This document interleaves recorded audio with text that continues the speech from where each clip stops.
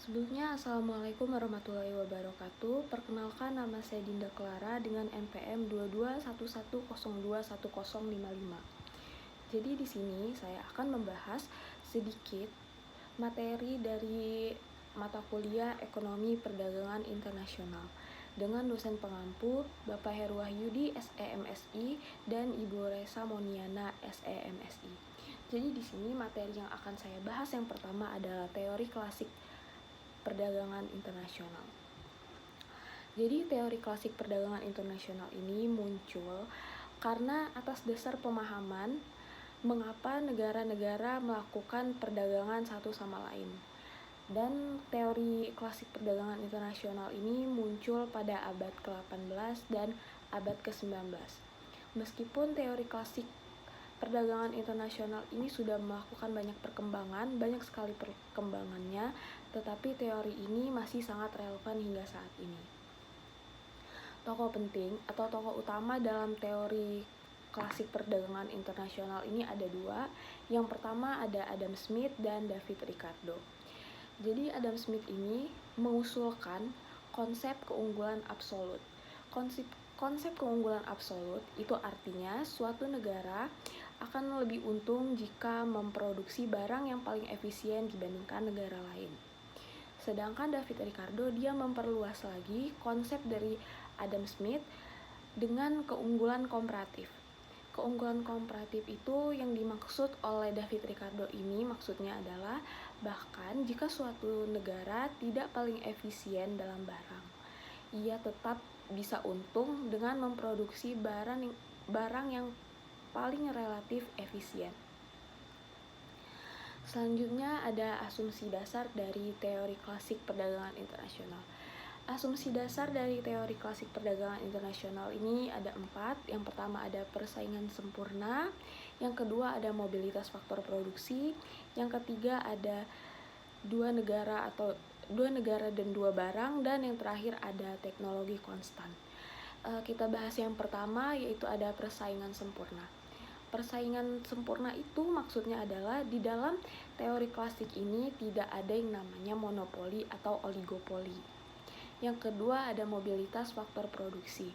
Maksudnya itu tenaga kerja dan modal bisa berpindah antar sektor dalam negeri tapi tidak antar negara. Yang ketiga ada dua negara dan dua barang. Asumsi ini dimaksudkan untuk menyederhanakan analisis. Yang terakhir ada teknologi konstan, itu maksudnya adalah tingkat teknologi tidak berubah dalam jangka pendek, jadi dia akan berubah dalam jangka panjang. Selanjutnya ada implikasi dan relevansi. Implikasi dan relevansi dalam teori klasik perdagangan internasional ini ada yang pertama manfaat perdagangan, lalu ada dasar kebijakan perdagangan bebas, dan fokus pada efisiensi. Yang pertama ada manfaat perdagangan. Perdagangan internasional ini bermaksudkan untuk meningkatkan kesejahteraan semua negara yang terlibat di dalamnya. Jadi tidak hanya satu negara yang dapat ditingkatkan kesejahteraannya, tetapi seluruh negara. Jadi dia saling menguntungkan. Yang kedua ada dasar kebijakan perdagangan bebas. Itu dalam teori klasik itu mendukung perdagangan bebas karena hambatan perdagangan mengurangi manfaat spesialisasi. Yang ketiga selanjutnya ada fokus pada efisiensi. Efisiensi itu merupakan kunci atau yang paling penting untuk peningkatan kesejahteraan rakyat. Di dalam teori klasik perdagangan internasional ini juga ada keterbatasan. Yang pertama ada kesederhanaan, dan yang kedua ada tidak mempertimbangkan faktor lain. Yang pertama sederhana. Maksudnya itu asumsinya itu terlalu sederhana untuk menggambarkan dunia nyata. Dan yang kedua tidak mempertimbangkan faktor lain. Itu bermaksudkan tidak memperhitungkan preferensi seperti konsumen, biaya transportasi, dan kebijakan pemerintah.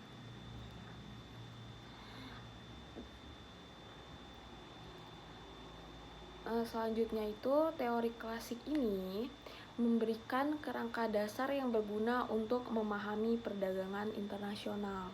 Konsep-konsep seperti keunggulan absolut dan keunggulan komparatif tetap relevan hingga saat ini meskipun dia itu sederhana.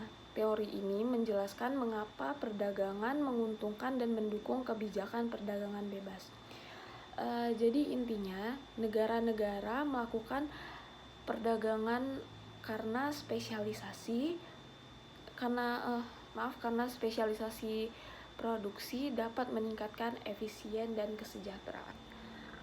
Baik semuanya, untuk materi berikutnya saya mengambil teori modern perdagangan internasional.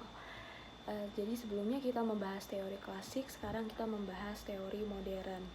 Teori klasik ini meskipun ada keunggulan absolut dan keunggulan komparatif yang telah memberikan fondasi yang kuat dalam memahami perdagangan internasional, namun dengan semakin kompleksnya perekonomian global, para ahli terus mengembangkan teori-teori baru untuk menjelaskan fenomena perdagangan yang lebih spesifik. Beberapa teori yang penting itu ada 4. Yang pertama ada teori siklus produk atau product life cycle theory. Yang kedua ada teori ekonomi baru atau new trade theory. Yang ketiga ada teori perdagangan berbasis sumber daya atau research based trade theory. Dan yang terakhir ada teori perdagangan dan lingkungan. Untuk yang pertama ada teori siklus produk atau product life cycle theory. Jadi teori ini menjelaskan bagaimana produk baru yang diperkenalkan oleh negara maju akan mengalami siklus hidup yang terdiri dari tahap pengenalan, pertumbuhan, dewasa, dan penurunan. Yang kedua, pada tahap awal ini produksi dan konsumsi terkonsentrasi di negara asal. Tetapi, seiring dengan meningkatnya permintaan global, produksi akan bergeser ke negara-negara berkembang untuk memanfaatkan biaya tenaga kerja yang lebih murah. Yang kedua ada teori ekonomi baru atau new trade theory. Teori ini menjelaskan pentingnya siklus ekonomi, diferensiasi produk, dan ketidaksempurnaan pasar dalam perdagangan internasional. Diferensiasi produk itu menciptakan berbagai macam pilihan bagi konsumen untuk mendorong perdagangan antar negara. Yang ketiga ada teori perdagangan berbasis sumber daya atau research based trade theory.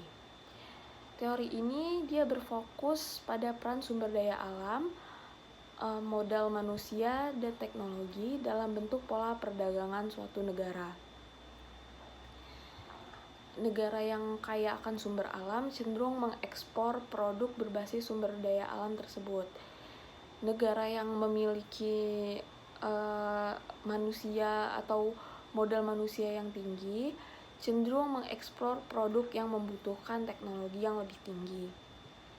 Yang terakhir ada teori perdagangan dan lingkungan.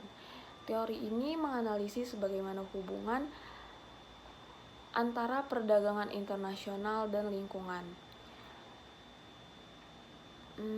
Pandangan dapat menimbulkan dampak positif maupun negatif terhadap lingkungan seperti peningkatan polusi dan deforestasi.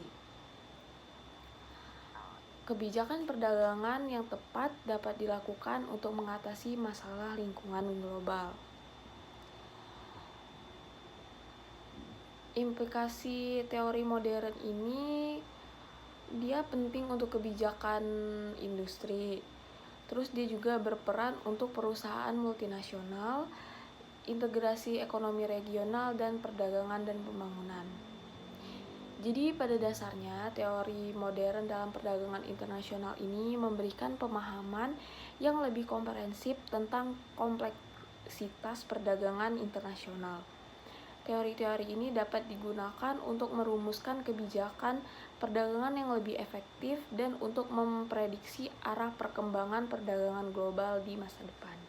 Baik, setelah kita mempelajari teori klasik perdagangan internasional dan teori modern perdagangan internasional, sekarang kita akan membahas tentang kebijakan perdagangan internasional. Jadi sebelum kita masuk apa aja kebijakan dalam perdagangan internasional itu, kita harus tahu dulu tuh artinya kebijakan perdagangan internasional. Jadi kebijakan perdagangan internasional itu adalah seperangkat aturan, regulasi, dan tindakan yang diambil oleh suatu negara untuk mengatur arus barang dan jasa yang masuk dan keluar dari wilayah tersebut. Tujuan utama dari adanya kebijakan perdagangan internasional ini adalah untuk melindungi kepentingan ekonomi nasional, meningkatkan kesejahteraan rakyat, dan mencapai tujuan politik tertentu. Lalu ada tujuan kebijakan perdagangan internasional yang lain. Itu yang pertama, untuk melindungi industri dalam negeri.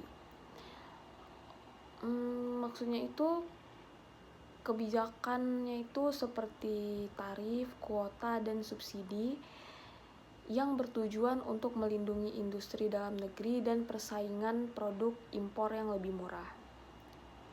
Yang kedua adalah untuk meningkatkan pendapatan negara. Bea masuk yang dikenakan pada barang impor menjadi sumber pendapatan negara yang signifikan. Yang ketiga ada menjaga stabilitas ekonomi.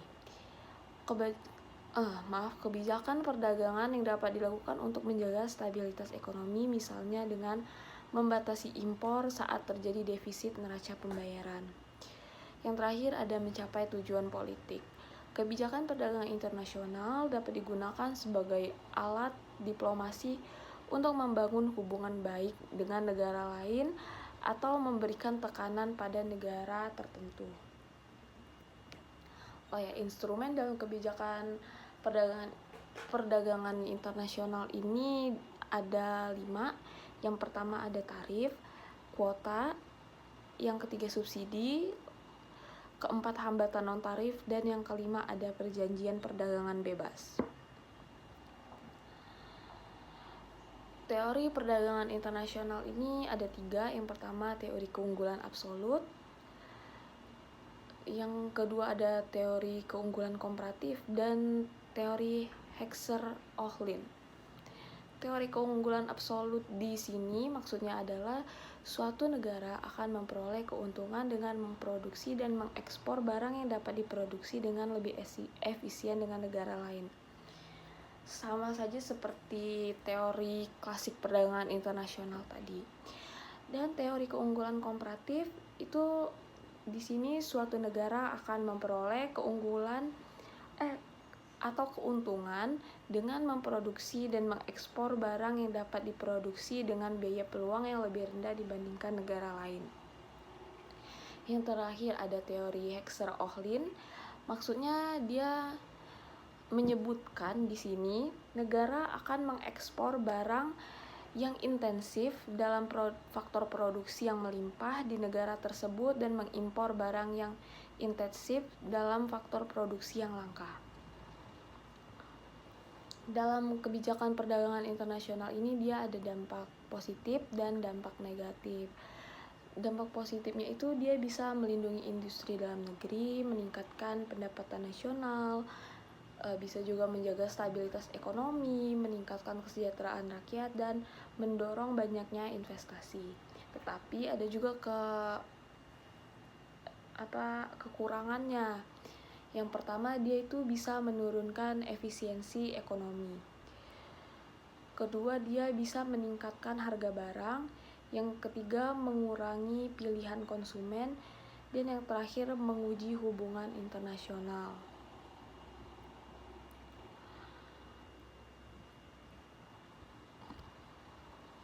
Jadi, kebijakan perdagangan internasional ini merupakan instrumen yang penting bagi suatu negara. kebijakan ini memiliki dampak signifikan terhadap perekonomian, masyarakat, dan hubungan internasional. Oleh karena itu, dalam merumuskan kebijakan perdagangan, suatu negara harus mempertimbangkan berbagai faktor, termasuk kepentingan nasional, kepentingan internasional, dan dampak jangka panjang dari kebijakan tersebut. Oke, semuanya. Sekian materi yang dapat saya sampaikan. Kurang lebihnya saya mohon maaf. Apabila ada kesalahan, saya juga mohon maaf. Saya akhiri. Wassalamualaikum warahmatullahi wabarakatuh.